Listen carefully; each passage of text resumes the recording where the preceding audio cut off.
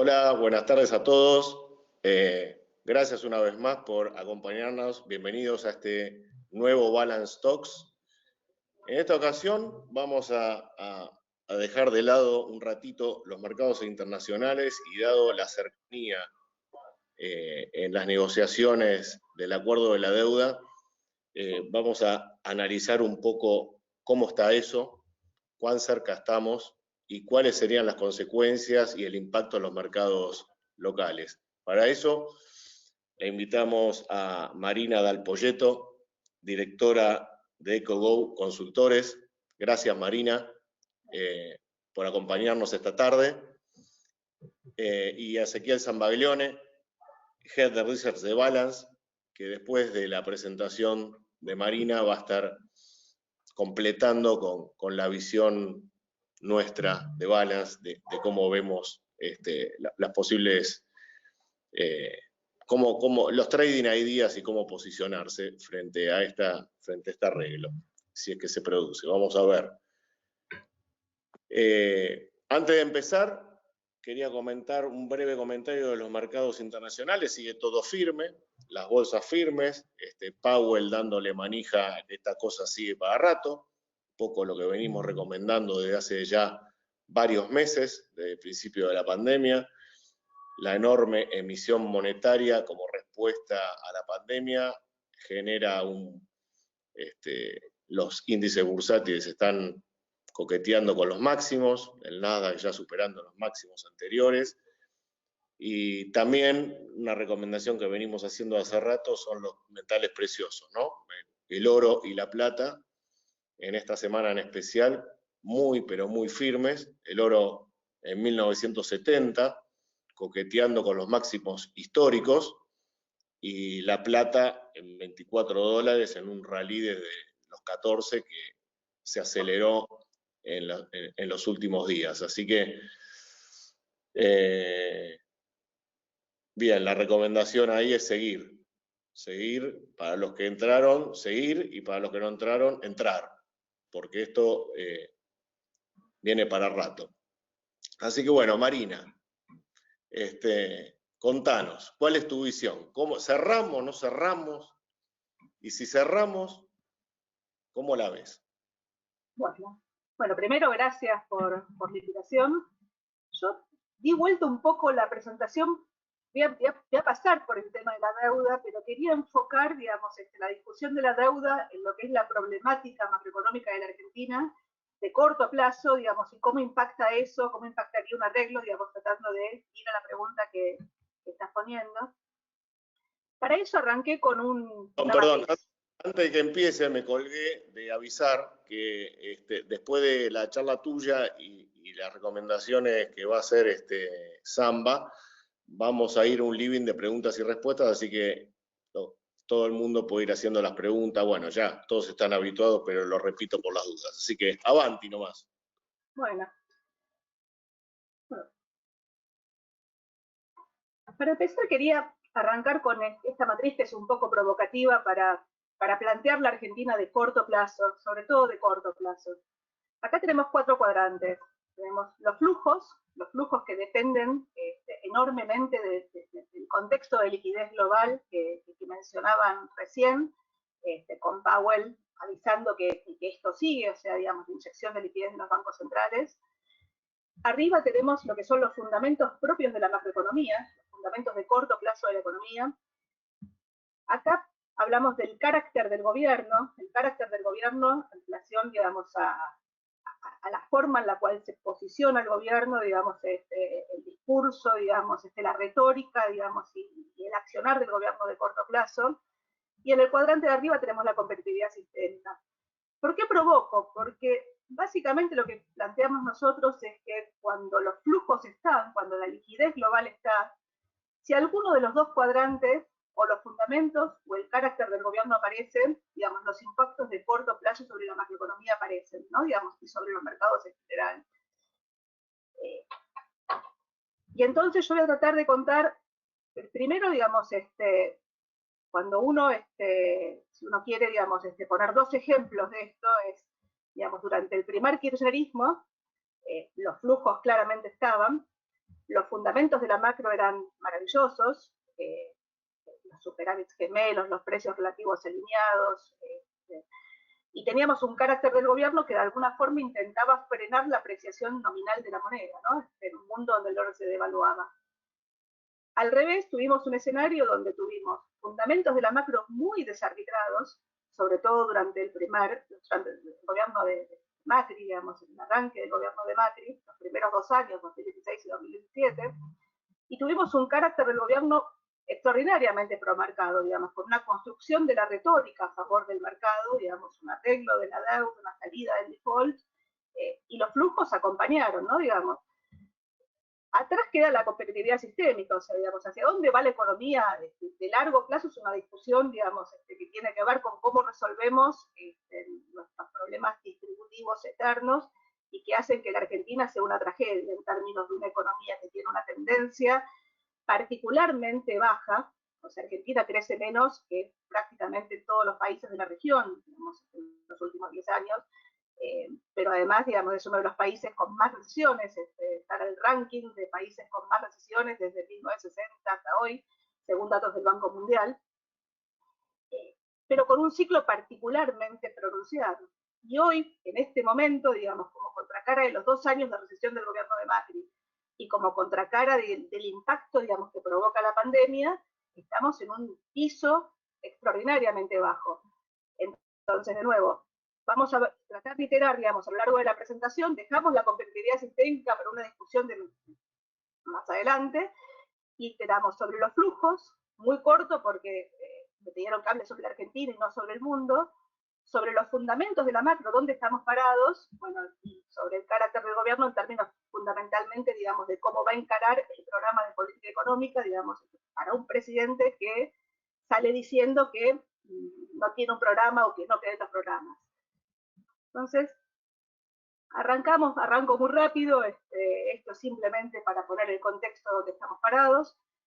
La historia del COVID en enero no existía, en enero nadie mencionaba el COVID, el Fondo Monetario proyectaba un crecimiento de la economía global del 3%, hoy el mismo Fondo Monetario proyecta una caída de la economía global del 5%, el COVID ya estaba en China, ya a mediados de febrero el COVID había arrancado en Europa, en el sur de Europa, había llegado a Italia, y se acelera agresivamente la curva de contagios en el mundo desarrollado a partir de febrero y principios de marzo.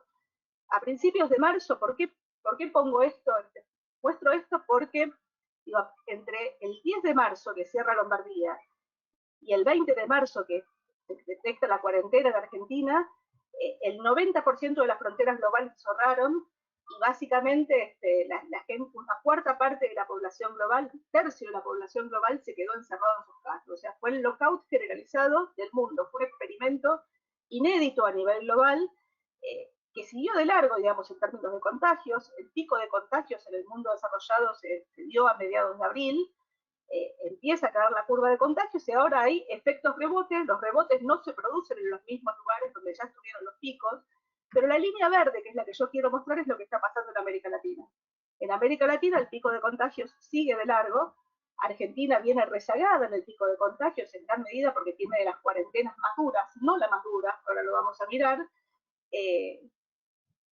Y esta historia, digamos, del COVID, terminó siendo, digamos, un experimento inédito en lo que es la economía global, básicamente al sacar la gente de la función de producción.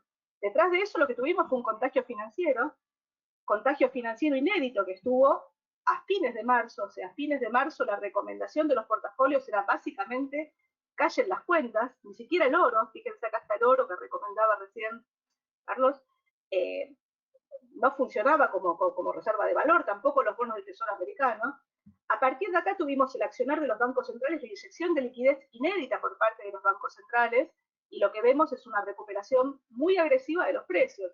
Yo un poco provocativamente digo, por acá, todavía a mediados de abril, principios de mayo, todavía en el mundo desarrollado se estaban contando muertos en la salida, digamos, de los hospitales, y ya lo que veías era una recuperación agresiva de los precios de los activos financieros. Estas son las bolsas, el S&P, el Dow, fíjense lo que es la recuperación del oro, Y acá primero, digamos, la recomendación fue empezar a comprar lo bueno y barato. En la medida que lo bueno y barato se fue agotando, la recomendación empezó a ser comprar lo barato. Y lo que empezaste a ver fue lo que se convirtió primero en una recuperación, terminó siendo una cuasi euforia. Y lo que estás viendo, digamos, en el último mes, en los últimos días, es una situación muy anómala, donde estás viendo una recuperación muy agresiva del precio de las monedas, como cobertura frente al riesgo de inflación o de devaluación del dólar, y al mismo tiempo estás viendo una recuperación de los propios precios de los activos financieros, ¿no? De las bolsas, ¿no? Lo que es renta variable. Cuando uno mira el accionar de los bancos centrales, lo que estás viendo en términos de inyección de liquidez es ciertamente inédito. Para poner una comparación respecto a paquetes financieros previos, acá están los QE, digamos, de la crisis financiera 2008-2009, este es el QE1, el QE2, el QE3 en términos de magnitud, este es el QE4, 2,4 billones la expansión de la hoja de balance, que se hizo básicamente, digamos, para inundar de liquidez el mercado, pero además, digamos, con la Reserva Federal comprando directamente activos financieros. Y esa inyección de liquidez, yo decía antes, primero fue a comprar lo bueno y barato, y después empezó a comprar lo barato, y lo que estamos viendo es una vuelta atrás de lo que fue la toma de ganancias en las economías emergentes, allá por abril, principios de mayo. Habían sido los picos de riesgo país, ¿no? el global, LATAM, Argentina, y esta es la marcha atrás, ¿no? Digamos, la caída en el riesgo país emergente. Cuando uno mira la contracara en el riesgo del país emergente, lo que vemos es, entre abril y mayo, prácticamente todas las economías de América Latina fueron al Fondo Monetario a pedirle o bien la línea de liquidez flexible o bien algún programa. Ya en junio, fines de mayo, principios de junio y principios de julio, lo que empezamos a ver fue a todos los países vecinos volviendo agresivamente al mercado de crédito. Volvió Brasil, Chile, Colombia, México, Paraguay, Perú, tasas entre el 2,5% y el 5%. Y al mismo tiempo lo que vemos es Ecuador, que en mitad de la toma de ganancias agresiva de abril, fue a un standstill con el mercado, mientras negociaba un programa con el Fondo Monetario. Hace 2 semanas atrás conocimos el acuerdo de Ecuador con los mismos grupos de bonistas que están negociando con Argentina, para una reestructuración de su deuda. Hubo algunas noticias la semana pasada de que había algunos grupos de bonistas que estaban por afuera de la negociación, pero digo, pareciera, digamos, que Ecuador, con una economía dolarizada, con una economía que tiene, digamos, muy dependiente del petróleo, y que tiene con problemas tan complicados como los que está atravesando la Argentina, digo, finalmente termina llegando a un acuerdo. O sea, el escenario de liquidez global es un escenario inédito y que está teniendo impacto sobre los precios de los activos emergentes. Cuando uno mira el COVID, digo, volviendo al COVID, ¿no? Digamos, uno habló primero, digamos, del impacto sobre la salud y los muertos, los contagios y los muertos. Uno mira el impacto financiero y un desacople enorme entre un impacto y el otro, contracara del accionar de los bancos centrales, y el otro, el tercer impacto, es el impacto sobre el nivel de actividad, ¿no? Esto que yo mencionaba antes, de que el Fondo Monetario proyectaba un crecimiento de 3% a principios de año para la economía global, y hoy está proyectando una caída de 5%.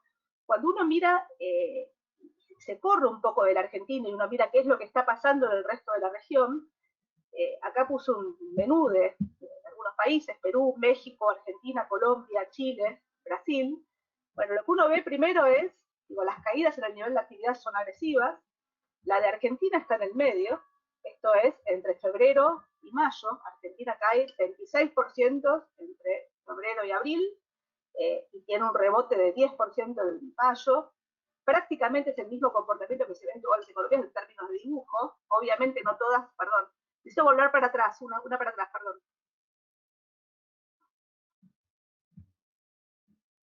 Ahí, gracias. Cuando uno mira actividad, uno mira el indicador de cuarentena. Este es un indicador que hace la Universidad de Oxford de la dureza de las cuarentenas. Lo que uno ve acá es Fíjense que no necesariamente la dureza de la cuarentena es la que te genera más ni caída del nivel de actividad. Fíjense, arriba de Argentina está Perú y está México. Y en la tercera columna lo que tenemos es la cantidad de muertos por millón de habitantes. Obviamente este es el análisis con la foto a hoy. Finalmente la película se va a analizar dentro de 2 o 3 meses cuando finalmente, digamos, sepamos, digamos, cómo fue la evolución. Pero digo, parados a hoy, el trade-off entre actividad, salud, no es un balance demasiado desfavorable cuando uno lo muestra, digamos, en la comparación con el resto de la región. Obviamente sí es desfavorable, digamos, cuando uno mira la historia argentina, y sobre todo es desfavorable cuando uno de nuevo mira la historia argentina en términos de tendencia. No sé por qué no se me pasa la diapositiva. Ahí. Fíjense que, tengo que volver a la anterior. Ahí. Fíjense que Argentina es la línea roja. Esta es la historia entre crisis, 2009-2019. Argentina es la línea roja, prácticamente el país no creció desde la crisis financiera anterior, crece en 2010-2011 y después tiene tengo que volver para atrás, ese particular comportamiento en zigzag. Fíjense que esto es Perú, Colombia, Chile, o sea, son historias mucho mejores, pero de nuevo, las caídas y las recuperaciones de mayo son dibujos que son prácticamente calcados. Cuando uno mira la dinámica en términos de resultado fiscal, lo que ve es, así como hubo paquetes monetarios del mundo desarrollado para evitar un colapso del sistema financiero a un shock que era de oferta, también lo que hubo fueron paquetes fiscales inéditos para compensar los costos del COVID. Los paquetes fiscales más grandes los estamos viendo en el mundo desarrollado. Este año el déficit fiscal en Estados Unidos se va a acercar a los 20 puntos del producto, digamos, algo parecido está pasando en la periferia europea. Claramente, digamos, la capacidad que tienen las economías para financiar políticas fiscales expansivas en 2020 es inéditamente más alta que la que tiene Argentina, pero cuando uno mira el menú de países de la región, el mismo menú de países que mostraba antes, fíjense las líneas verdes lo que muestran es el deterioro fiscal en 2020 respecto a 2019, o lo que se esperaba para 2020 en enero, que es la línea roja, enorme. Argentina, Brasil, esto es el financiero, el déficit financiero, Chile, fíjense Chile, Colombia, Ecuador, México, Perú. Entonces lo que digo es, lo que hay que decir algo de la parte global es, la pandemia le pega a una Argentina particular con una tragedia en términos de crecimiento tendencial, no le pega más que a otros, pero claramente la capacidad de accionar de la política para Argentina, sin Banco Central y sin capacidad de acceder al crédito, y mientras sigue negociando la deuda, es significativamente menor. Y entonces yo lo que quiero es irme al cuadrante de arriba, el de los fundamentos, para ver dónde estamos parados en términos de fundamentos, que es la diapositiva siguiente. Ahí. Y me voy a perder un ratito para tratar de mostrar este cuadro.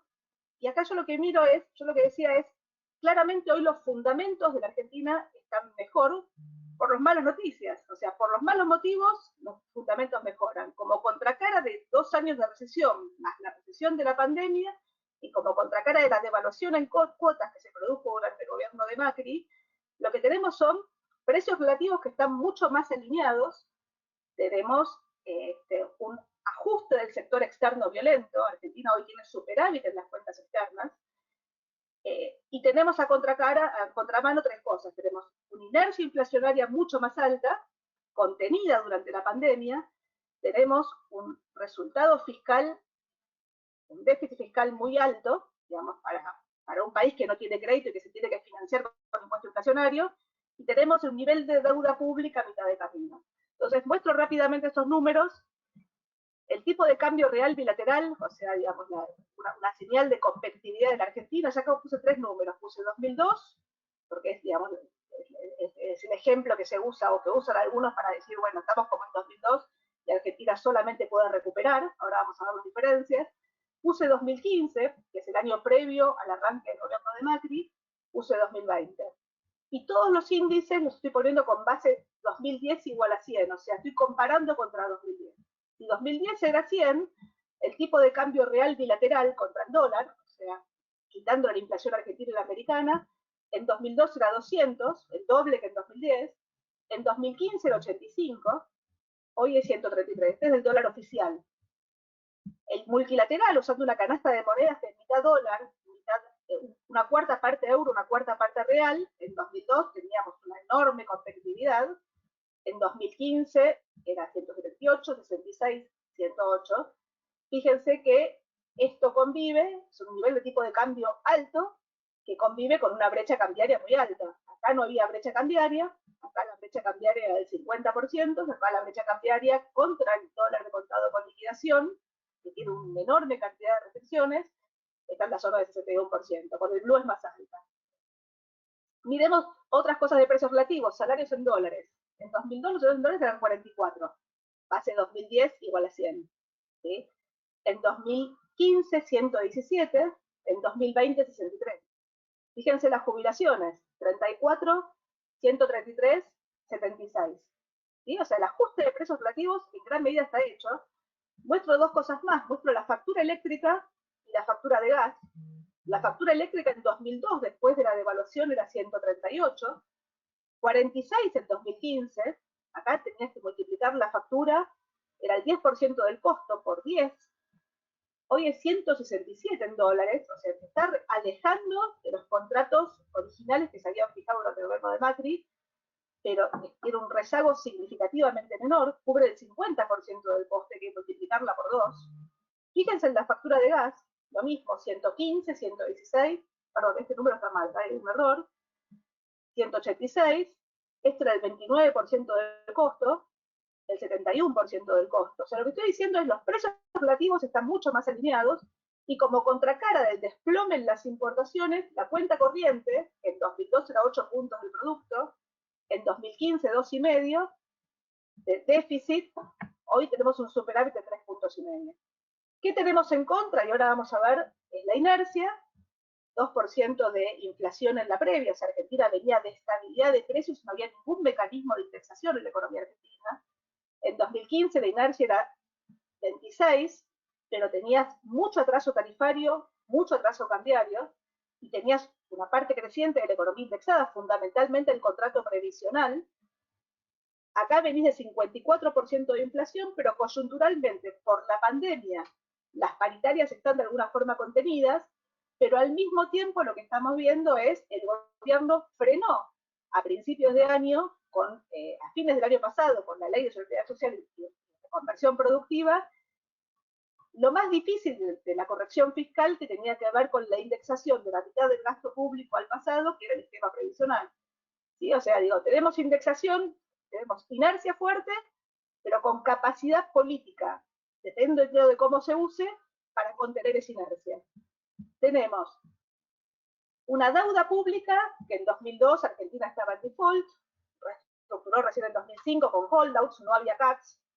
En 2015 era 18 puntos del PIB, Argentina tenía margen para financiar el gradualismo con deuda, terminó mal esa historia. Hoy la deuda del mercado, mercado más organismos, más IFIs, es 54 puntos del PIB, que es la que estamos reestructurando, ahora vamos a ver qué perfiles quedan después de la reestructuración, y lo más difícil de todo, la agenda más complicada es la fiscal, entre 6,5 puntos y 8 puntos de déficit, con un nivel de gasto público extraordinariamente alto, 40 puntos del PIB, ¿sí? Era 23 en 2002, de estos 40 puntos del PIB, jubilaciones son casi 8, otras prestaciones sociales eran 3, fíjense que eran 5, casi 8, 1, casi 3. Este es el gasto pandemia, que es la pregunta del millón es si este gasto puede desarmarse el año que viene, y esta es la dinámica de los subsidios, donde parte del aumento de los subsidios tiene que ver con el atraso tarifario, pero buena parte del aumento de los subsidios tiene que ver como contracara de la dinámica propia de la pandemia. Sigo, y entonces quiero mirar las tres cosas, inercia, deuda y déficit, para mirar la dinámica monetaria y poder plantear escenarios, digamos, de corto plazo. Parto por la inercia, fíjense la inercia, cada vez que corregíamos dólar y tarifas, teníamos un pico inflacionario en 2014, en 2016, en 2018, y estas son las devaluaciones, acá cuando pasó el dólar de 20 a 30, cuando pasa el dólar de 30 a 40, cuando pasa el dólar de 40 a 60, Hoy, coyunturalmente, en mitad de la pandemia, a pesar de una política monetaria extraordinariamente expansiva como contracara del financiamiento, ese salto en el agujero fiscal, la inflación está contenida en la zona del 22-23% anualizado. 1,5% el dato de abril, 1,5 mayo. Este es nuestro indicador, no 1,8, 2,2 del INDEC. Cuando uno mira la dinámica de los precios de estos meses, hay dos cosas. Una es que una parte entera del índice está congelada. Si uno mira cuáles son los precios libres son solamente 37% del índice. El resto son, o bien, precios sin oferta, gimnasios, cines, teatros, etc., o bien tarifas y otros servicios congelados directamente. Ahí tenemos las tarifas propias de servicios públicos, pero está la telefonía móvil, está internet, cable, incluso alquileres, que muchos contratos están siendo cambiados, y otros precios que están directamente controlados, donde la Secretaría de Comercio directamente limita la presión de costos sobre la dinámica de los precios. ¿Sí? O sea, estos son precios que en algún momento, cuando se quieran soltar, van a generar presión. ¿Cuánta presión van a generar? Van a depender fundamentalmente de dos variables. Una es qué pasa con el dólar en un contexto donde la presión sobre el dólar oficial y sobre la brecha está. La segunda es qué es lo que pasa con la puja distributiva, quiere decir qué pasa con la dinámica de las paritarias en la pospandemia.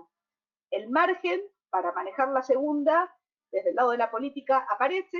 La discusión de la primera va a estar asociada enormemente a dos variables, que son las otras dos que mencionaba, el manejo de la deuda y el manejo fiscal, ¿no? Digamos, la dinámica fiscal, el programa financiero y el programa monetario. Entonces vamos rápido a la deuda. No, perdón, vamos a pasar primero por lo fiscal. Cuando pasamos por lo fiscal, cuando uno mira la dinámica, el aumento del deterioro fiscal, paso rápido por estos números, fíjense, Argentina no tenía déficit en enero. En febrero el déficit fiscal fue de cerca de 28.000 millones de pesos. En mayo fue 125.000. En abril fue 228.000. En mayo 250.000 millones de pesos. En junio 253.000 millones de pesos. Este es el agujero fiscal acumulado en lo que va del año. Cuando uno mira el financiamiento monetario de este agujero fiscal, fíjense que el financiamiento monetario fueron 100.000 millones en febrero, 200.000 en mayo, en marzo, 300.000 en abril, 430.000 en mayo, 200.000 en junio, 1.200.000 hasta junio. En julio son alrededor de 250.000 millones de pesos adicionales que se transfirieron. O sea, lo que estamos viendo es el agujero fiscal como contracara del salto del gasto de la pandemia y como contracara del desplome en los recursos, financiado en forma creciente con el Banco Central, que explica en promedio cerca de la mitad de los ingresos del sector público. En mayo explicaron más los ingresos del sector público. Cuando uno mira la dinámica del déficit fiscal, fíjense que básicamente lo que vimos fue el gasto. Cuando arranca la pandemia sube el 100, ¿sí? Aumento de gasto 100 en abril, en mayo. En junio el dato dio 70. Fíjense que abril, mayo, estos son los recursos. En abril los recursos crecieron 20 y el gasto 100. En mayo los recursos crecieron 0 y el gasto 100. En junio los recursos crecieron 20 y pico y el gasto 70.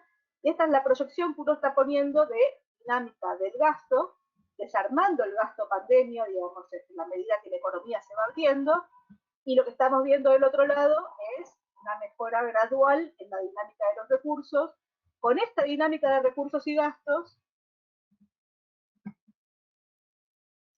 el déficit fiscal pasaría de medio punto del PIB el año pasado a la zona de 7 puntos este año. Obviamente esto va a depender de que esa consolidación de recursos y gastos en lo que queda del año se verifique. Ahora, con esta dinámica fiscal, no quiero marearlos, yo antes decía, la inercia la podés controlar desde el lado de la política, la dinámica fiscal la tenés que controlar necesariamente dando vuelta a las curvas en la pospandemia. O sea, sí, el gobierno,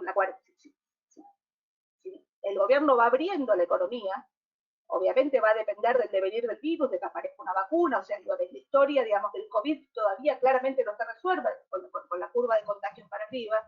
Lo que uno plantea es, necesariamente necesitas que la dinámica del gasto, que este año con esa curva en promedio sube 63, y los ingresos suben en promedio 23, que el año que viene se me den vuelta. Yo lo que necesito es que el gasto suba en la zona de 23 y los recursos suban en promedio en la zona de 63. Si esto ocurre, mi agujero fiscal, que este año está en la zona de 7 puntos del PIB, el año que viene podría converger a 2 puntos del PIB. Fíjense que acá hicimos ejercicios distintos, o sea, suponiendo que esta es la recuperación de los recursos el año que viene, en la medida que la economía se normaliza, ahora vamos a mirar las dinámicas, si el gasto crece al 24, el agujero fiscal son 2 puntos, si crece al 34 son 3, si crece al 44 son 5, si crece al 54 son 7 puntos. Y la matemática monetaria detrás de esto lo que me dice es, si este es mi agujero fiscal el año que viene, voy a tener un problema monetario con implicancias inflacionarias que probablemente te terminen limitando el rebote de la economía en la pospandemia, aún en un escenario donde pueda resolver la dinámica de la deuda. ¿Sí? Sigo para adelante. Cuando uno mira el programa monetario, el programa financiero, estas son las necesidades de pesos, ¿sí? O sea, el agujero fiscal hasta fin de año, 800.000 millones de pesos, los vencimientos de pesos hasta fin de año, casi equivalentes a lo que es el déficit fiscal. La principal diferencia de lo que estamos viendo en relación a lo que tiene que ver con la curva de pesos del Tesoro es, primero armo el programa financiero y ya miramos la curva de pesos. Fíjense, el agujero fiscal, 800.000 millones de pesos. Esto es algún pago por vencimientos de pesos. Esto probablemente no sea positivo en la medida que se siga verificando lo que vimos hoy con el refinanciamiento de las redes. El gobierno podría estar financiando en el corto plazo parte de esos vencimientos. Esta es la compra de divisas por parte del Banco Central. Está vendiendo en estos meses en un contexto de presión cambiaria mientras se demora la liquidación de exportaciones, pero con superávit en las cuentas externas debería ser superavitario. Y esta es la expansión potencial de pesos que yo tengo hasta fin de año, 1,7 billones de pesos. Pongo este número en perspectiva para que se den una idea de lo que estamos mencionando. Fíjense que cuando uno mira la dinámica, esto es la cantidad de pesos que había en la economía argentina a las elecciones del año pasado. Argentina venía con muy pocos pesos en la economía después de 2 años de un programa monetario muy contractivo en un contexto de una fenomenal fuga de capitales. Después de las elecciones de octubre del año pasado se pusieron los controles de capitales y claramente cambia la dinámica, digamos, con los controles de capitales. Fíjense que la base monetaria era 1,5 billones de pesos.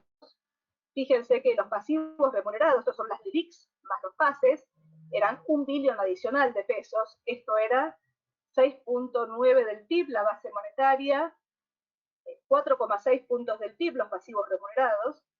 Fíjense dónde estamos parados a hoy, 2,2 billones la base monetaria, 2,5 billones son pasivos remunerados, esto se multiplica por 2 veces y media.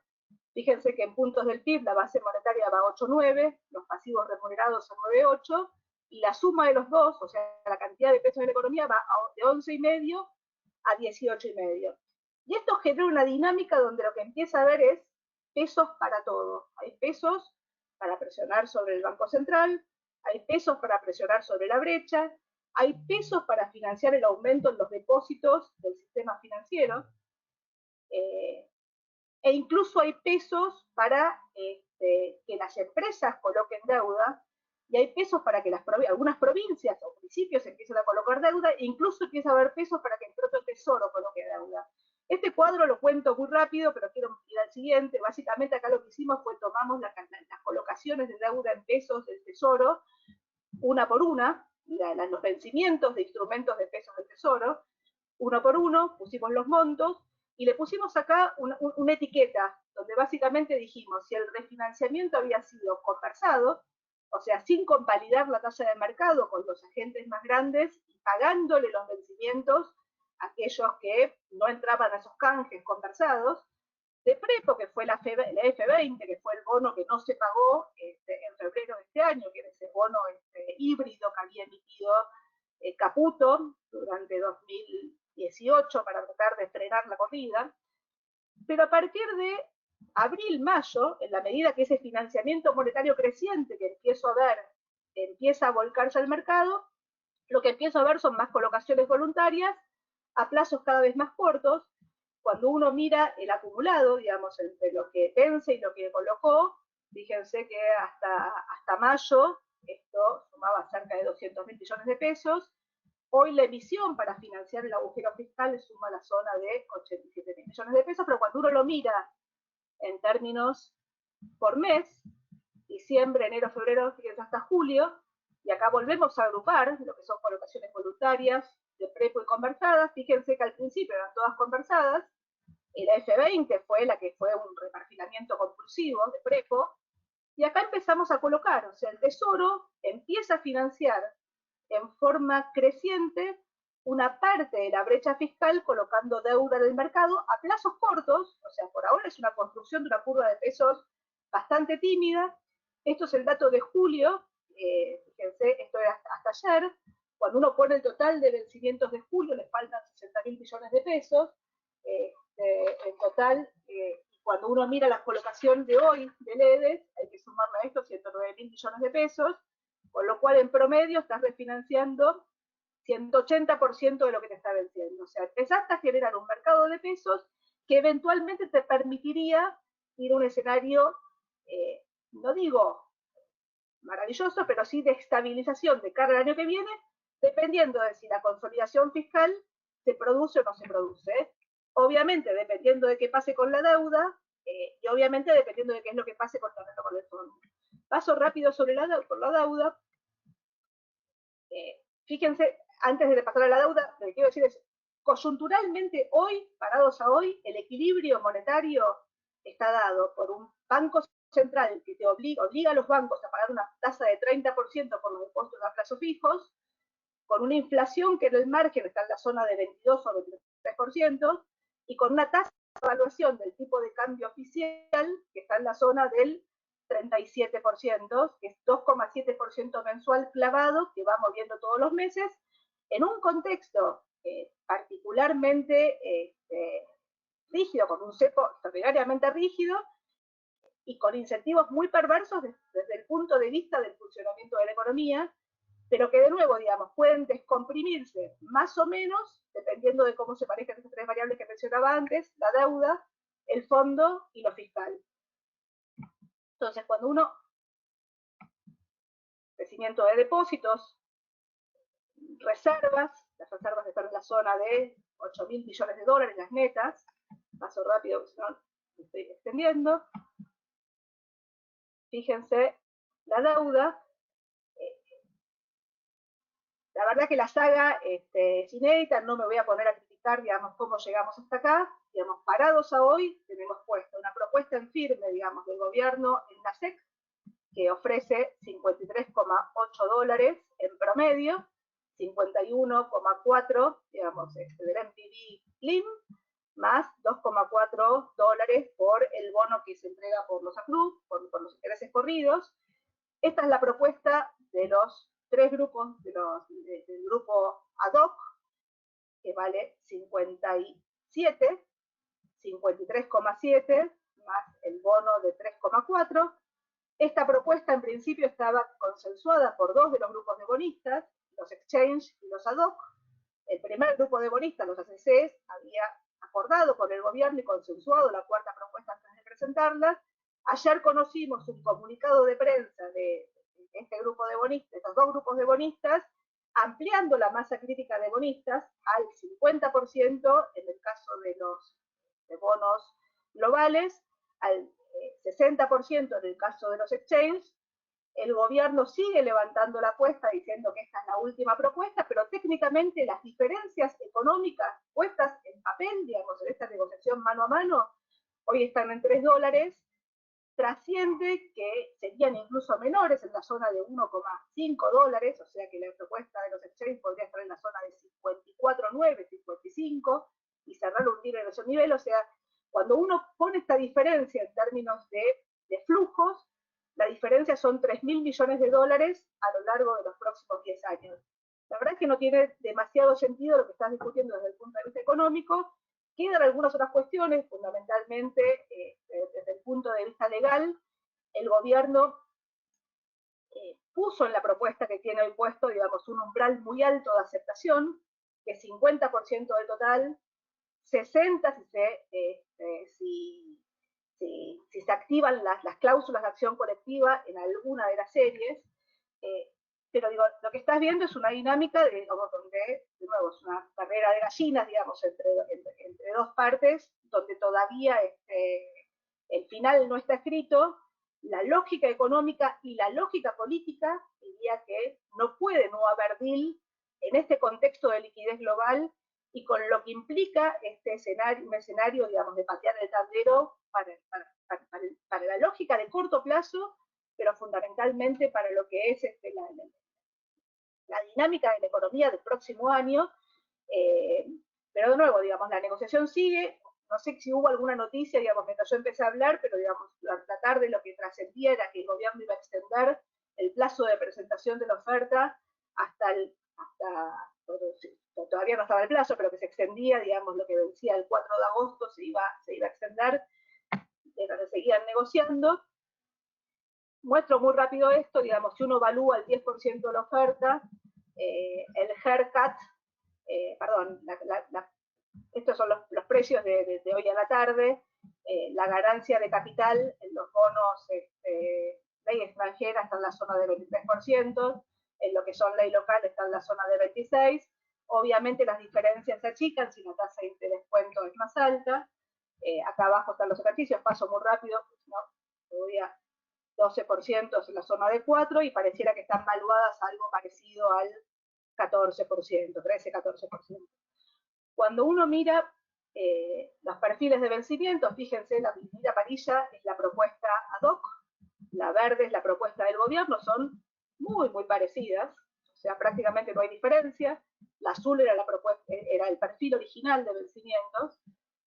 Cuando uno mira, y esto sí es lo que quiero mostrar, es el perfil de vencimientos que le queda a la Argentina. Esto incluye todo, esto incluye los bonos globales, los exchange, los de Kirchner, esto incluye la ley local en dólares, dándole las mismas condiciones que a la legislación extranjera, y esto incluye el perfil actual de vencimientos de la deuda en pesos. Esto es toda la deuda que flota en el mercado, y estos son los vencimientos que quedan. Fíjense que vencimientos de dólar, que es lo amarillito más lo azul más lo verde, prácticamente no hay nada hasta 2024. Hasta 2024 en promedio son 1.300 millones de dólares por año. Arrancan en 2025, son 6.000 palos.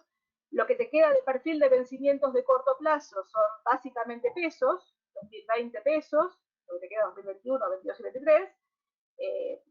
Pero de nuevo, digo, si la consolidación fiscal se produce y ese mercado de pesos se regenera, hay margen para empezar a refinanciarlos y tener un escenario de estabilización de cara al próximo año. ¿Qué es lo que te queda pendiente? Queda pendiente el Fondo Monetario, que este es el mismo perfil, le agregamos lo violeta, que son los vencimientos del Fondo Monetario que empiezan a vencer fuerte en septiembre del próximo año, justo un mes antes de las elecciones, y se concentran en 2022 y 2023. Fíjense, cuando uno vuelve a plantear, digamos, los escenarios, y acá con esto voy a terminar, nosotros planteamos dos escenarios. La posibilidad de estabilizar está, pero la posibilidad de irse a un escenario disruptivo claramente también está. Depende de algunos factores que son propios y depende de un factor que es exógeno. Yo insisto en la liquidez global. Si la liquidez global se sostiene, que es el escenario que uno plantea, bueno, el escenario va a depender de los otros tres factores, que son el arreglo de la deuda, del cual me explayé recién, la posibilidad de rolar los vencimientos del Fondo Monetario, ¿sí? Y la convergencia fiscal. Y acá jugamos, bueno, arreglo con bonistas y canje. Es probable que aún negociando con estos grupos de bonistas haya holdouts en lo que tiene que ver con el indenture, el exchange, los 2005, digamos, ahí tienes un umbral muy alto de aceptación, que es el 85%, pero aún en ese escenario, digamos, si hay un canje avalado que queden holdouts en alguna de las series, es un escenario favorable en este contexto de liquidez global, y la tasa ex post podría incluso caer por debajo del 10%, lo cual implica un upside mayor de los precios. En el escenario de esta inflación, pues estamos jugando con un escenario donde el canje se frustra, se patea el tablero, de nuevo, desde el punto de vista de la lógica política, eso no debería ocurrir, pero bueno, es la Argentina. El rollover con el fondo, si hay acuerdo con bonistas, Argentina iría un acuerdo de stand-by que te permita estirar los vencimientos. Si no hay canje, si Argentina entra en default, vas a ir a un escenario más parecido al de los 80, donde lo que vas a hacer es financiar los vencimientos, ¿no? El lending intermediate. Y básicamente la principal discusión, a mi juicio, está en lo que tiene que ver con la convergencia fiscal, la posibilidad de ir a un déficit fiscal en la zona de 2 puntos o 3 puntos del PIB el año que viene, donde la matemática monetaria se puede sostener sin un descalabro, en un escenario donde el agujero fiscal se mantiene en los niveles actuales o baja solo en la zona de 6 puntos del PIB, la matemática monetaria no te da, lo muestro muy rápido. Fíjense, yo acá antes les decía que los pasivos remunerados, la base monetaria más los pasivos remontados en relación al PIB, pasaron de 11 a 18,7 hoy.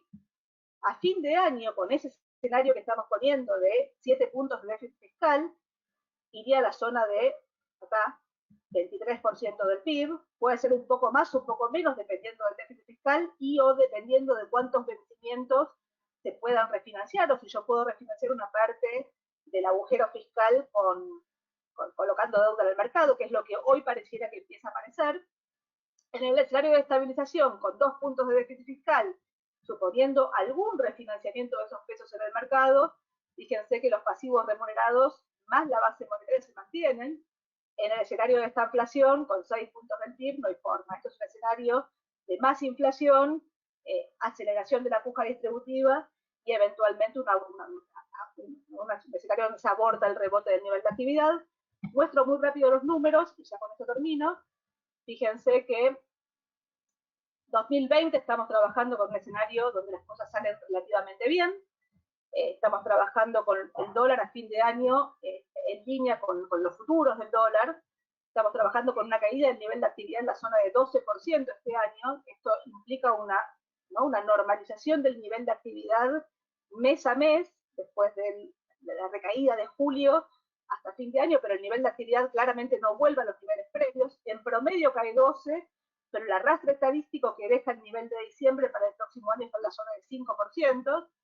Estamos trabajando con estos precios relativos, dije, esta devaluación, estamos trabajando con tarifas que se mantienen congeladas, caen en dólares, estamos trabajando con una paritaria en la zona del 30% y una inflación en la zona del 41%. Ustedes me dirán, hay una inconsistencia entre esta dinámica de la inflación y la dinámica monetaria, sí, de corto plazo, pero hay 6 meses del año donde la inflación acumula cerca del 13%. En este escenario estamos trabajando, y es lo más difícil de pensar, con un aumento en la tasa de interés de corto plazo de la economía, principal incertidumbre respecto de cómo el gobierno va a manejar la consistencia monetaria, y estamos trabajando con una convergencia del riesgo país, pero todavía estamos trabajando con algún canje con holdouts que se va normalizando de cara al próximo año, y del próximo año abrimos los escenarios. Principal diferencia es la consolidación fiscal de 7 puntos de PIB a 2 en el escenario estable, se mantienen 6,5 en el escenario inestable. Fíjense que la cuenta corriente, que pasó a tener 3,5 puntos de superávit el año que viene, cae a 2,1 por la normalización del nivel de actividad. En el escenario de esta inflación aumenta el superávit en las cuentas externas, que es el principal factor que me estabiliza la dinámica de corto plazo y me aleja de un escenario de hiperinflación. Y lo que diría acá es, en el escenario de estabilización, la economía rebota fuerte, 7, 8, puede ser incluso más alto el rebote el año que viene, el tipo de cambio se devalúa poco, hay algún aumento o consolidación de las tarifas en dólares, pero acotado, digamos que me acotan el agujero fiscal, las paritarias van algo más, pero digo, tengo un escenario de normalización de la dinámica inflacionaria. En el otro escenario, lo que estamos jugando es un juego donde la consolidación fiscal no se produce, donde la normalización de la deuda no se produce, y es un escenario donde probablemente la economía acelere la carrera entre precios y salarios. O sea, la ventaja que tengo yo desde el punto de vista de la capacidad de manejar la inercia se rompa, y en ese escenario, bueno, digo, la carrera entre precios y salarios vuelve a escalar, la caída del salario real, que fíjense que en 2015 era 100 en términos de capacidad de compra, 80 en 2019, o sea, 20% de caída. Este año cae algo más, en este escenario mejora en el margen, y este escenario está haciendo un juego, digamos, muy perverso de una economía que no termina de rebotar. Pero de nuevo, para terminar, depende de las tres variables que vengo mencionando. O sea, si se resuelve la deuda y se llega a un acuerdo con el fondo que te permita postergar la dinámica de los vencimientos, el escenario de corto plazo va a estar definido fundamentalmente por la capacidad de la política para consolidar las cuentas fiscales en el año electoral, y ahí hay un enorme signo de pregunta de si la política está a la altura de esa definición. Hasta ahora nunca lo estuvo en el pasado. Ezequiel, creo que... Sí, ¿qué tal? Gracias, Marina. Bueno. Te robé más tiempo, perdón. No hay problema, no hay problema. Bueno, mi idea ahora es retomar un poco estos escenarios de Marina para ver estas tres cosas, ¿no? ¿Qué es lo que está mostrando los precios hoy respecto a cómo termina el 2020 y cómo podemos ver la dinámica de los precios de los activos en estos dos escenarios de estabilización o de estanflación, como dice Marina? Entonces vamos rápido a esto. Y un poco, bueno, arrancamos por el acuerdo de deuda. Yo un poco acá lo que quiero mostrar, más que las yields, no me interesan tanto, sino el enfoque que le quiero dar es una idea de que los retornos esperados en todos los activos tienen que ser relativamente iguales. Entonces, un poco mi idea es pensar qué tiene que pasar con todas las variables para que los retornos esperados sean similares en los distintos activos. Entonces, arrancamos por los bonos de ley internacional, y lo que vemos es que no importa el nivel de la yield, si la yield es igual para todos los bonos, fíjense que los retornos esperados, si la yield fuera 9,5, entonces si la tasa de descuento está entre 22 y 23 el retorno para cualquiera de todos los bonos de ley internacional. Si fuera 11, sigue estando también en alrededor de 12%. Si fuera 10,5, en alrededor de 15%, o si fuera 10, como mostró Marina hace un rato, en alrededor de 20, ¿no? O sea que básicamente lo que se espera es que post canje los bonos nuevos salgan a una tasa, todos con la misma tasa de descuento, lo cual a nosotros nos hace un poquito de ruido. Nosotros esperamos que la curva esté un poquito más invertida, pero bueno, ahora estamos intentando entender qué es lo que esperan los inversores que convalidan estos precios, ¿no? Entonces, quedémonos con esto, ¿no? Es decir, digamos que salimos una yield de 10,5 y los retornos esperados en toda la curva de dólares están alrededor de 14-15%. ¿Qué pasa con los bonos ley local? Y acá estoy usando, bueno, una yield de 11, y fíjense que, bueno, entre 14 y 16%. O sea que, en parte, los precios de hoy de los bonos bajo ley local, el Bonar 20, Bonar 24, etcétera, nos están mostrando que la expectativa es que las tasas a las que coticen estos bonos, los bonos nuevos emitidos para estos bonos, sea un poquito superior, o sea, 50 puntos básicos superior. Vemos algo extraño en el discount, que muestra un retorno esperado un poco más alto. La verdad que acá, a mí lo que me parece es que parecería haber una inconsistencia, porque vos sabés, hoy el bono está tradeando unos $4 arriba, es decir, un 10% respecto a sus comparables más largos, y prácticamente igual que los cortos, pero sabemos que el bono nuevo que viene al discount es un poco mejor, porque es el bono que le ofrecieron a los tenedores del prospecto 2005, que eran los que más podían presionar. Entonces, ahí la verdad es que nosotros vemos una oportunidad para los que tengan ley local. Los discounts me parece que tienen un poquito más de upside en ese sentido.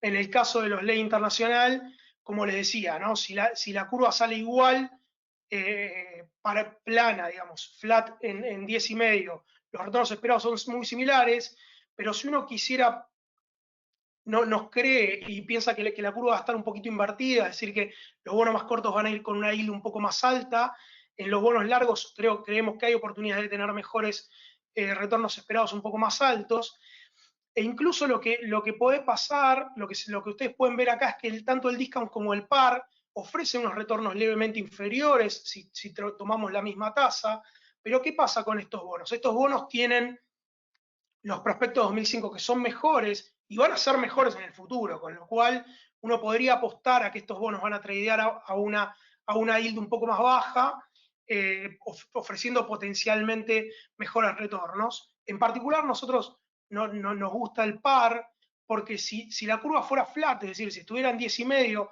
el retorno esperado es muy similar, y si se diera esta alternativa que estamos mostrando, de que la tasa de descuento sea un poco más baja, por la ventaja legal que te da este bono, bueno, eso te lo llevas gratis, digamos, ¿no? Así que por eso es que nosotros nos gustan estos bonos en la parte de la ley internacional.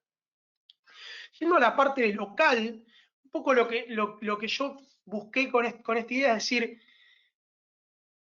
el bono a tasa fija 2021, si no pasara nada, el carry que nos da es alrededor de 11,5, ¿no? Entonces, volvamos a esta idea de los retornos esperados equitativos. ¿Y para qué lo uso esto? Para decir, bueno, el 15% que yo esperaba en dólares, para que sea 11 en pesos y que sea igual al rendimiento que me da el bono en pesos más corto, el tipo de cambio del contado con liqui tendría que apreciarse producto de esta expectativa positiva que genera el canje. Esto es un escenario donde se da el canje, ¿no?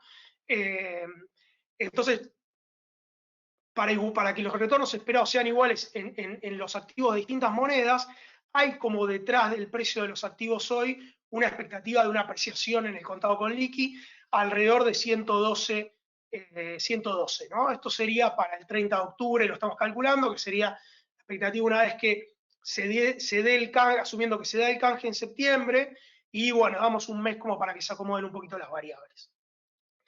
Ahora, tenemos el tipo de cambio de contado con liqui esperado, entre comillas, en alrededor de 112, que es un 5 o 6% abajo unos 5 o 6 pesos abajo de lo que está cotizando ahora.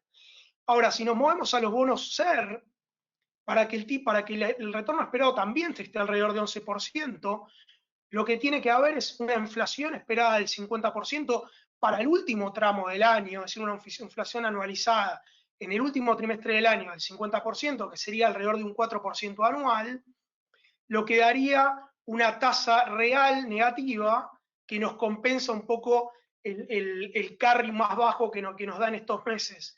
La inflación que están entre 1,5 y 2%, digamos 2%, ¿no? Que es un 7% de retorno menor al 9% que nos da el bono de tasa fija, ¿no? Entonces, en parte, me lo tiene que compensar una baja en la tasa que va a estar originada por un salto en la expectativa de inflación. Esto estamos hablando del cuarto trimestre de este año, ¿no? Y un poco lo que decía Marina, lo vemos, esta idea de que la tasa pegue un salto en la última parte del año para compensar toda esa emisión monetaria o absorber esa emisión monetaria producto del financiamiento del déficit. Entonces, para que el bono atado a la BADLAR nos dé un retorno esperado similar de acá a octubre, hacia adelante necesitamos una BADLAR que esté en el nivel del 38% para compensar el menor carry que nos da la BADLAR hoy, que está en cerca de 30, ¿no?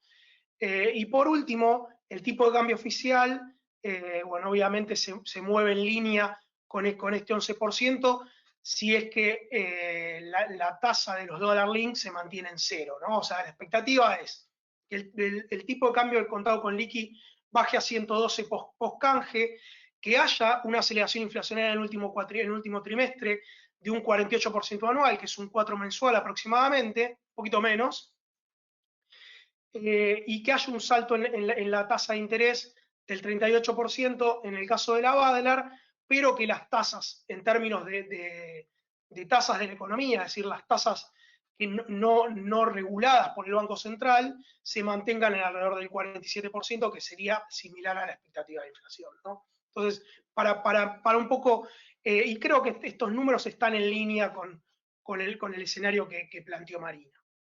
Entonces, ese sería de acá a fin de año, o la expectativa de canje, más o menos, la verdad es que los retornos esperados están más o menos similares para todos los productos. Nosotros la verdad que nos sentimos un poco más cómodos yendo al canje con bonos en dólares, por cualquier cosa de que o bien el gobierno no mueva la tasa de interés en línea con lo que espera el mercado, es decir, una suba de 8 o 9 puntos en la tasa Badlar para contener esa expansión monetaria, o bien que, bueno, la expectativa de inflación se ve un poco más alta porque no digo nosotros, sino que en general los que están operando en el mercado de bonos estén subestimando la reacción que van a tener o la recuperación que van a tener los precios, como mostraba Marina, de ese 70% del índice, que no están, o sea, que están pisados por la pandemia de una forma o la otra, nos lleven a una expansión, a una inflación esperada un poco más alta. Nos parece que la mejor forma de tener un retorno similar, producto del retorno que nos da el canje, que es un 15 en dólares, con una apreciación del contado con liqui, nos da una protección a que todo el resto de las variables, que parece que se acomodarían en términos razonables, se puedan dislocar, digamos, ¿no? Ahora, lo que pensamos es a partir de diciembre del año que viene, o sea, de acá a diciembre, y pensando cómo se acomoda el 2021, hacemos el mismo ejercicio, ¿no? Entonces decimos, si yo me quedo con el bono en dólares, que digamos que hay un canje y la tasa converge a 10% para fin de año, el retorno, como dijimos, está en alrededor de 15% en dólares, ¿no? Estos ya son retornos en dólares. ¿Qué es lo que pasaría con el resto de las variables si se da el escenario de Marina? El escenario de Marina es 2021, la inflación va a estar en alrededor de 30, es decir, la inflación esperada va a ser 30%. Las tasas, la devaluación esperada va a estar alrededor de 23%, que es ese salto que mostraba Marina entre el 85 de este año y el 105 del año que viene, con lo cual con un 23% de depreciación, un 10% de tasa en dólares, la tasa de la economía va a estar en alrededor de 38%, es decir, que la tasa real va a estar en 6% con una inflación esperada del 36%. Entonces, no quiero que se me pierdan con estos números, pero yo digo, si yo hoy, en este escenario donde estamos esperando una convergencia de tasas, un manejo de la inflación consistente, o un buen manejo de la inflación que ancle las expectativas en 30%, producto de negociaciones salariales en esa línea, expectativa de evaluación en esa línea, el mejor producto es el bono en pesos a tasa fija, porque uno se lleva no solo el carry de 9%, que es el cupón que nos va a pagar, sino que también una compresión de tasa de 10 puntos que implicaría un retorno en dólares del 20%. En el caso del bono atado a la inflación, el bono SER y el bono Badlar, se ven un poco contenidos sus retornos esperados en dólares, porque en parte la baja de la tasa de pesos no la captura porque la captura la baja en la inflación esperada. Entonces, la tasa real, que hoy está en 1,5, pasa a 6, porque en parte la baja en la tasa nominal es compensada por una baja más fuerte en la expectativa de inflación, y lo mismo pasa con la Badlar, que baja de un 37, de un 33% del 38% que veíamos previo o post acuerdo, ¿no? Entonces, y acá lo que vemos de vuelta es que en términos de retornos esperados, incluso en el escenario positivo de Marina con baja de tasa de interés en pesos y una contención del tipo de cambio o una reducción en la brecha, la verdad es que los retornos esperados del activo en dólares todavía son atractivos, incluso similares a otros productos en pesos, sacando la tasa fija, ¿no? Entonces, expandiendo un poco el menú de productos, obviamente que lo que más se ve beneficiado por este escenario son los bonos a tasa fija, que son los botes, donde cuanto más largo, más retorno esperado. Fíjense que el 23 y el 26, por tener una reducción de tasa de 8 puntos, por un efecto duration, tenemos un retorno esperado en dólares del 30%. Recuerden que este es un escenario de acuerdo en la deuda, pero también de un escenario positivo para la macro del año que viene, ¿no? Con contención de las expectativas de inflación, contención de las expectativas de evaluación y una compresión también en la tasa de interés. Los bonos Badlar, como veíamos, similares, pero los que sí nos muestran un efecto un poco expansivo o un poco de mayor retorno esperado en dólares son los que tienen o bien más duration o bien provinciales, ¿no? Ya sea el de provincia de Buenos Aires o Ciudad de Buenos Aires, que vía efecto duration nos ofrecen un poco más de retorno. Porque ¿cuál es el problema de la Badlar? Es que acompaña a la tasa de la economía, probablemente un poco más lento, y por eso en los bonos más largos vemos un retorno esperado más alto, porque la caída de la tasa de economía es más rápida que la caída de la Badlar, entonces capturamos en parte mayor carry, pero no lo suficiente, pero sí cae, no como la tasa en pesos, ¿no? Obviamente que en este escenario los bonos atados a inflación son los menos beneficiados, obviamente por la caída en la expectativa de inflación y por tasas reales que en la parte larga se mantienen o incluso incrementan un poco, acercándose a las tasas en dólares, y en la parte corta compensando toda esa caída de la expectativa de inflación, que pasa de un 48% en el último trimestre del año a un 30% en el 2021. Ahora, si nos movemos al escenario de esta inflación de Marina, que es un escenario de aceleración en la inflación, de aceleración en la depreciación, un salto en la tasa de interés y en la brecha cambiaria, obviamente que lo vemos acá, es un 70% de depreciación del tipo de cambio oficial, perdón, del tipo de cambio de blue chip, porque acá lo que vemos es el salto en la brecha, el contado con liqui, perdón. La tasa de dólares yo la estoy castigando, porque en este escenario donde la macro del 2021 se percibe como deteriorada, probablemente la tasa de los bonos en dólares, nosotros usamos el nuevo bono corto, sería el 2030, esos bonos en dólares deberían caer a algo así como 35 centavos. Este ya es un escenario, me parece, que se da con un acuerdo parcial de la deuda, ya con holdouts, sin un acuerdo total, donde la tasa en dólares va a estar entre 15 y 17%, entonces la tasa local va a estar arriba de 100 probablemente, porque este es un escenario donde probablemente los controles cambiarios se aceleren, entonces la prima por estar en pesos, por vender tus dólares y pasarte a pesos va a ser más alta, de 20%, entonces llegamos a una tasa de la economía del 100%, que la Badlar no va a acompañar, la Badlar se va a quedar en 55, 56, ampliándose esa brecha entre Badlar y tasa de la economía, con lo cual el bono Badlar va a ser uno de los más perjudicados, pero obviamente el más perjudicado es el bono a tasa fija, porque se come la devaluación del contado con liqui y también el salto pleno de la tasa de interés, porque no acompaña, tiene una tasa fija. Entonces, en este escenario vemos caídas de entre 25 y 30%, el bono de tasa fija es el que más cae, y donde la tasa real, fíjense que por más que la expectativa de inflación sube a 80%, que es la estimación de Marina en el escenario de esta inflación, eso en parte nos protege, pero no llega a compensar del todo la suba de la tasa de la economía, entonces tenés un castigo de tasa real subiendo de 1,5 o 2% a un 13%, que todavía está abajo de la tasa en dólares, porque la expectativa de inflación es más alta que la devaluación, ¿no? Ampliando un poco al resto de los bonos, es la misma lógica, pero al revés. Obviamente que los Badlar y los tasas fijas más largos son los que más caen, con caídas de hasta 50% en dólares, y los SER cortos probablemente son los que mejor protegen.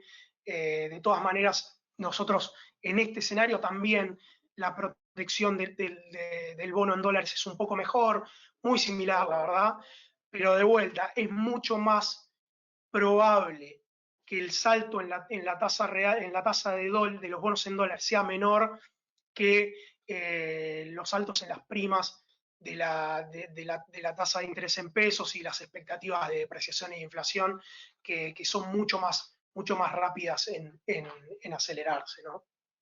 Entonces, pensando en estos dos escenarios y pensando también en lo que puede pasar con el resto de los activos, incluyendo bonos corporativos o incluso acciones. En el escenario positivo, que sería el escenario de convergencia, obviamente los bonos corporativos ofrecen retornos más bajos, porque la verdad es que tienen una percepción de cierta mayor protección. Si lo vemos acá, la evolución de cómo fueron el precio de los bonos corporativos, fíjense que la caída es menor y la recuperación es más rápida. Entonces nos muestra dos cosas: que tienen más protección a los escenarios malos, y obviamente le queda menos recorrido en el escenario bueno comparado con lo que pasó con el Merval y los bonos en dólares argentinos. Y obviamente el retorno acumulado en los últimos 60 días muestra un poco esa diferencia. Entonces, obviamente, cómo enfrentar los escenarios me parece que ya es una percepción de riesgo del inversor, donde, como vimos, los bonos soberanos argentinos van a tener, esperamos un retorno alrededor del 15%, en las acciones un poco más alto, cerca del 25%, y en los bonos corporativos un poco menos, pero obviamente los escenarios negativos tienen su contraparte, ¿no? La verdad es que hoy nosotros estamos bastante optimistas con que el canje de la deuda se va a dar, con lo cual estamos un poco sesgados a tomar un poquito más de riesgo. En el caso de los bonos soberanos, preferimos, como les dije, los pares como una alternativa para buscar ese canje y esa yield que salga a una tasa un poco más baja. En el caso de las acciones, en el caso, perdón, de los bonos corporativos, tenemos algunas preferencias, especialmente en los bonos un poco más consolidados, como puede ser el de TGS o los bonos de YPF, especialmente el 2025, los bonos de Vista.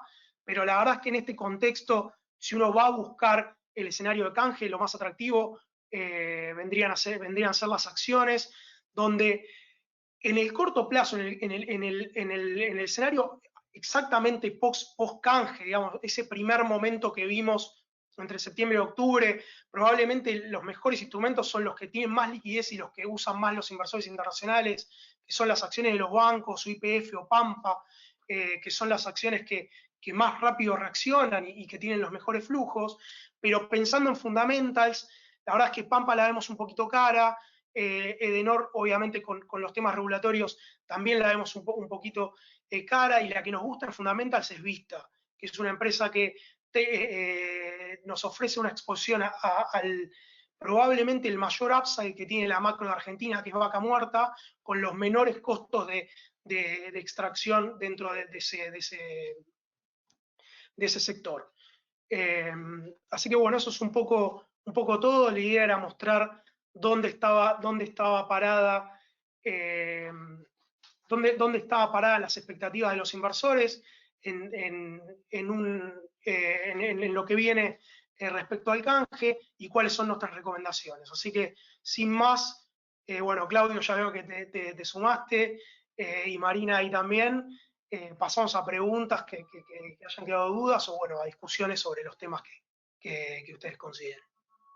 Bueno, Ezequiel, Marina, muchas gracias por la presentación, muy claro. Como siempre en la Argentina tenemos dos escenarios que casi siempre es medio binario el tema, ¿no? Entonces, nosotros creo que para dejar un poco más claras las cosas, los tres tenemos una visión de que el arreglo va a estar, y que con un arreglo que va a estar, creemos que va a haber una buena reacción del mercado y hay que posicionarse en ese sentido para adelante, pero con los riesgos que eso implica, ¿verdad? O sea, si el arreglo no está, las consecuencias son nefastas, lo cual hace más probable que el arreglo ocurra, digamos, aunque sea contradictorio. Tengo algunas preguntas para Marina. ¿Cómo afectaría el arreglo de la deuda en la cotización del contado con liqui? Para un lado y para el otro. ¿Cómo lo ves así a corto plazo? ¿Mañana se cierra la deuda o mañana nos peleamos? ¿Qué pasa en el mercado? No, Darío, si arreglás la deuda,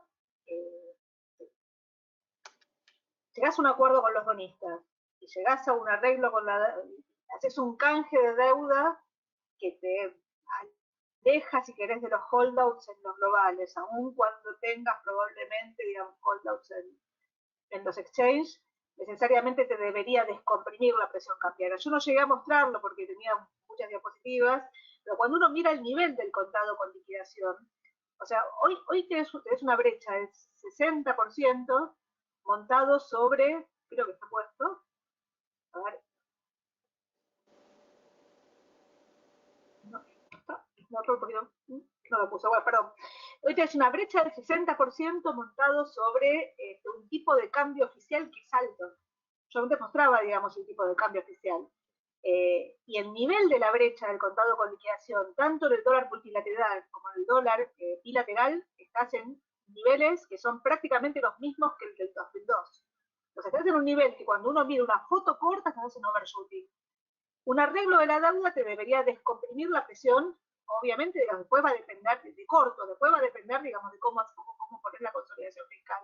Y viceversa, una noticia de no arreglo de la deuda y una caída en los precios de los bonos te debería llevar el contado con liqui para arriba. O sea, es binario de corto, después te cargará la consolidación fiscal. Lo que sí queríamos decir es, si uno mira una ventana más larga de tipo de cambio real, bilateral o multilateral, vos tuviste episodios de overshooting mucho más altos que los que tuviste en el 2002. Los 3 episodios son el Rodrigazo, él en el 75, el cigotazo en el 81 y la hiperinflación en el 89. Ninguno de los 3 escenarios se asemeja al actual.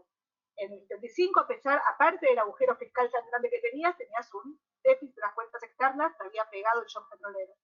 Y tenías una dinámica política que te había acelerado la dinámica de la puja distributiva. En el 81 tenías un escenario de liquidez global exactamente opuesto al actual. Tenías una tasa de interés en Estados Unidos, Volcker, que llevó las tasas al infinito.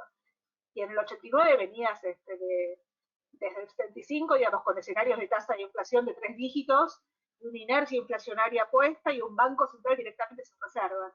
Entonces digo, tu tipo de cambio de contado con liquidación hoy es muy alto.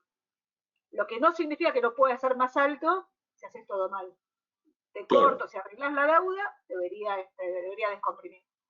Clarísimo, clarísimo. Estamos de acuerdo, aparte. Bueno, acá hay una pregunta con respecto a todo, hay varias preguntas con respecto al tema LELIQ más pases y esta especie de temor, ¿no? Lo que eran de la LEVAC, ahora son las LELIQ más los pases. ¿Cómo ves? Supongamos que la dinámica de la deuda es positiva, como estamos suponiendo, pero después igual queda el deber de achicar el déficit y de controlar esta enorme emisión monetaria que hubo frente a la pandemia. ¿Qué harías vos? ¿Cómo ves que el gobierno puede desactivar este problema a futuro? Más para el año que viene esta dinámica, ¿no? En realidad la emisión monetaria se fue retirando. O sea, los pesos se emitieron para financiar el agujero fiscal, los pesos en gran medida volvieron a los bancos y 2/3 partes de esos pesos fueron a pasivos remunerados del Banco Central. O sea, en la medida que fuiste emitiendo, fuiste retirando. De hecho, en el momento en que quisiste expandir el crédito, que fue por allá por abril, donde desarmaste los pasivos remunerados, generaste un descalabro monetario que fue donde coordinaste la suba en la brecha. En ese momento tiraste las LELIQs a los bancos no podían bajar a pases, la tasa de interés de los plazos fijos fue al 15%, la tasa remunerada de los bancos fue al 0%, la caución valía 2% y literalmente financiaste la corrida. Entonces digo, la política monetaria está retirando. Ahora, de nuevo, esa capacidad de retirar va a depender de 2 cosas. Una es de la magnitud del agujero fiscal. Entonces yo hice la matemática hasta diciembre, y mostré que hasta diciembre tenés margen para seguir expandiendo, pensá que estás expandiendo una pileta vacía. Macri dejó a la economía prácticamente sin pesos. Y entonces, habías eliminado el overhang monetario, digamos, la política monetaria empezó a inyectar pesos en la economía. La demanda de pesos transitoriamente aumentó porque los argentinos están todos en sus casas y todo el mundo quiere, por las dudas, quedarse con pesos. Y la velocidad de circulación del dinero cayó, porque uno no puede salir a hacer las compras que hacía habitualmente, o sea, transitoriamente estás en un equilibrio. Ahora, de nuevo, si arreglás la deuda y tu consolidación fiscal aparece, tenés margen para que las LELIQs no sean un problema, en un contexto donde la tasa de interés de las LELIQs va a tener que ser más alta porque la tasa de interés que me van a exigir ustedes para colocar deuda o la tasa de interés que va a exigir alguien para colocar un depósito va a ser más alta. Pero no te los espiralizan.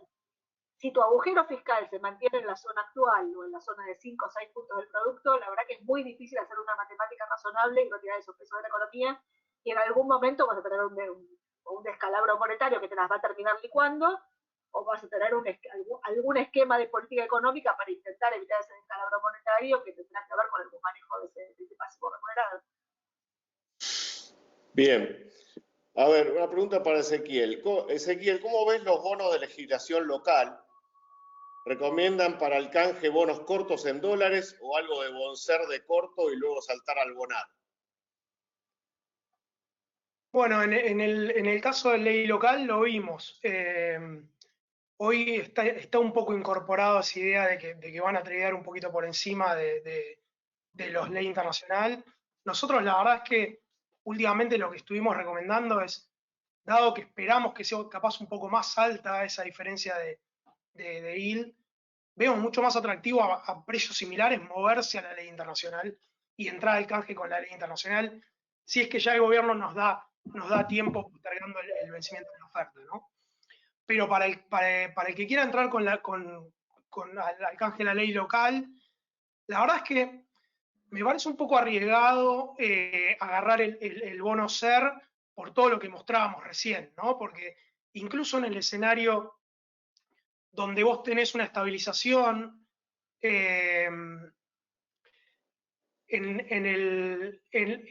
parte del retorno que a vos te da esa baja en la tasa real por la suba de la expectativa de inflación, lo capturás también con la compresión de tasa en el bono en dólares, ¿no? Entonces, lo que vimos es, los retornos esperados en ambos casos son similares, y me parece que para vos salir con un bono SER 2028 como 2026 como te dan, y que el retorno esperado te dé similar al de bono en dólares, tendrías que ir un blue chip de 110 y una tasa real que esté por lo menos 2-3 puntos abajo de la de dólares.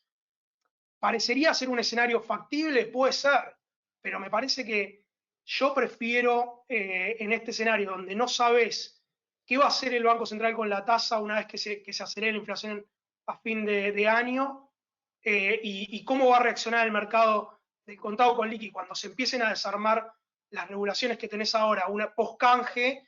La verdad que con todos esos riesgos alrededor, yo prefiero canjear por dólar, esperar a ver cómo se desarrolla este último trimestre de este año, que todos esperamos que sea en normalidad, pero no es obvio, y en ese escenario me parece que el bono en dólares te da un retorno similar asumiendo riesgos un poco más bajos.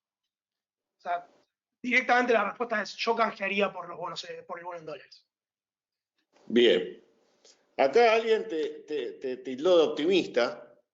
Dice, ¿por qué vemos la tasa de inflación, pero también habla de todo, ¿no? Del año que viene. ¿Por qué somos tan optimistas con la inflación del año que viene? Es la pregunta.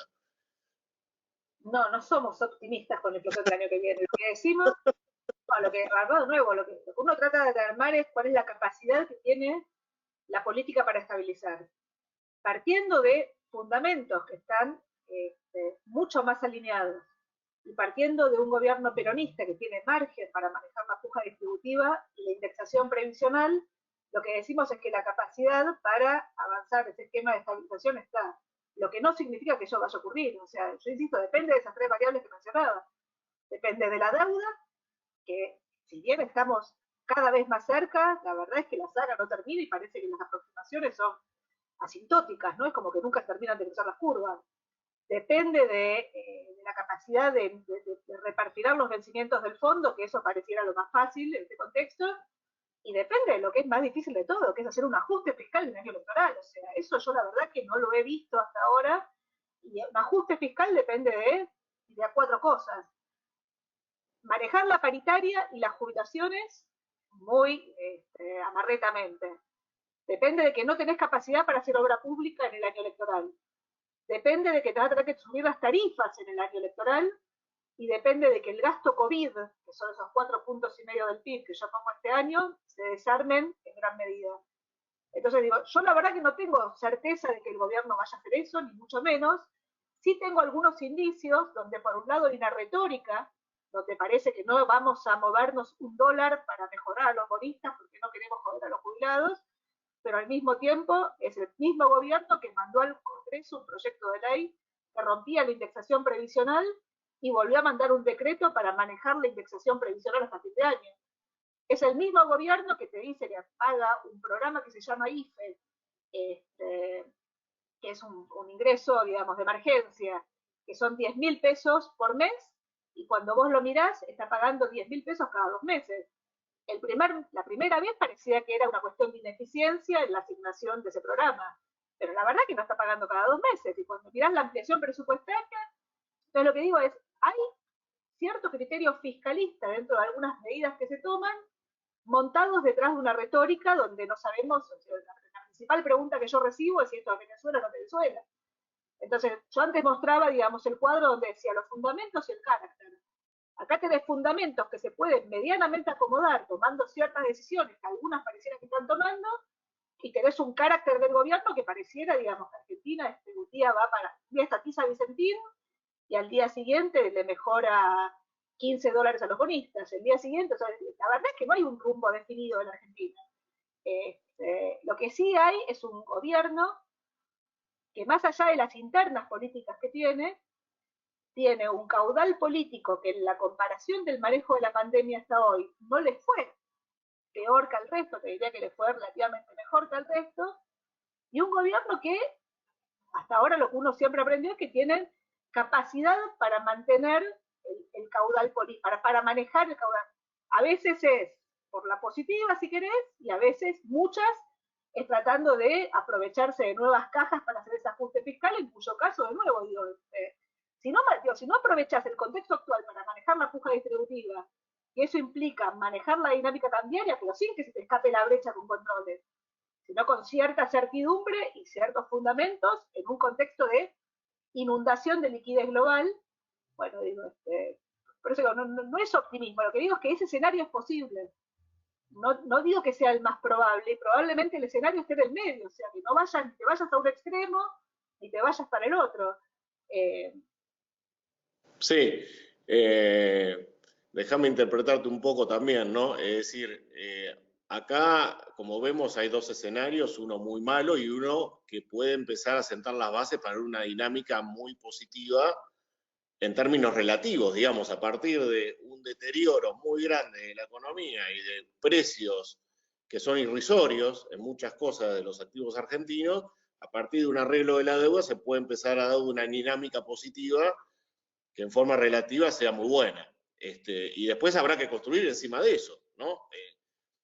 Evidentemente quedan tareas muy, muy difíciles por delante también. Por ejemplo, una pregunta que es si ven lugar para que el gobierno levante los controles cambiarios, aún en el escenario bueno, ¿no? Escenario donde se logre un buen acuerdo, un cierre de la deuda y empecemos desde una plataforma en un escenario positivo. ¿Ustedes ven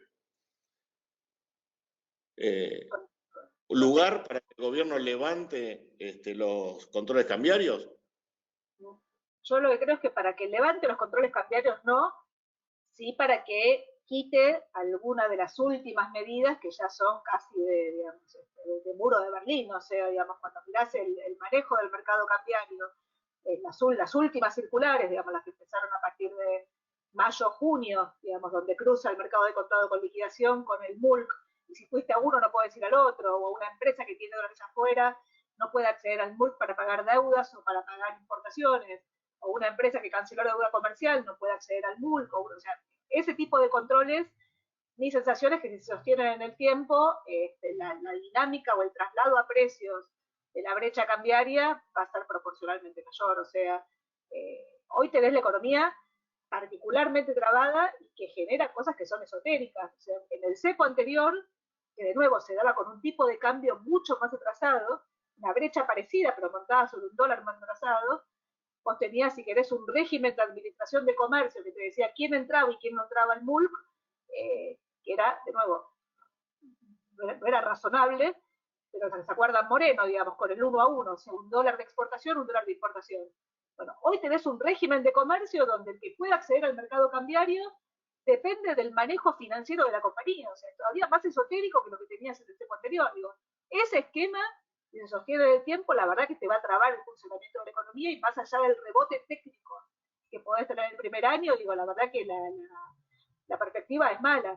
Pero por eso, para ir destrabando ese tipo de controles, vas a necesitar, de nuevo, una normalización desde el punto de, insisto, desde el punto de vista de la deuda, del fondo y de la dinámica fiscal, porque la contracara de la dinámica fiscal es el programa financiero y el programa monetario. O sea, no es que hay un banco central consistente si tenés un agujero fiscal de 8 puntos que financia con emisión monetaria y o con deuda. Claro. Bueno, creo que lo dijiste todo. Vamos a ir terminando y redondeando porque ya se hizo bastante largo. Ezequiel, hoy cambiarse de bonos ley argentina como bonar 20 o 24 el bono pari es prácticamente gratis. No tiene quita como sí tiene la I-24. Entonces, ¿dónde estaría asumido estos costos? Entiendo que la pregunta es que tienen un precio similar, ¿no? Y bueno, es un poco lo que mostraba, la verdad es que cuando vos ves el canje que te da el pari, que te da un retorno esperado de 12-13% en ese nivel de yields que hablamos, y el bonar 20 que te da esos niveles con 50-100 basis arriba, me parece que eso es un poco lo que está reflejando, ¿no? También lo que hay que tener en cuenta, justo en particular eligió los dos bonos que tienen el mayor y el menor interés acumulado, ¿no? Entonces, no hay que olvidarse que hoy todos los bonos están tradeando con el interés de vengado adentro. Y vos, el bonar 20, vas a recibir como $3 por parte de los intereses, mientras que con los pares vas a recibir menos de 60 centavos. Entonces, en parte, también ahí está medio la trampa, ¿no? Donde vos hoy estás pagando, por más que la salida de los precios son similares, también tenés que tener en cuenta lo que estás incorporando de los intereses vengados. Y también lo otro que está jugando importante es esta idea que si vos, Argentina, está saliendo arriba del 10%, 11% de tasas, eso te incorpora que en 10 años tenés un problema de deuda de vuelta. Entonces, al vos con el bonar 20 poder canjear un bono que te empieza a pagar en 2025, esa probabilidad de poder cobrar antes de que Argentina se vuelva a caer y tiene un precio. Entonces, ese bono, mucha gente lo que prefiere comprarse el corto para entrar en el corto, para ver si en el caso donde Argentina no se normalice y tengas un problema de deuda de vuelta entre 5 y 10 años adelante, bueno, con el bono corto capaz que cobras y zafás, decirlo de alguna manera. Con el pari no tenés esa opción, ¿no?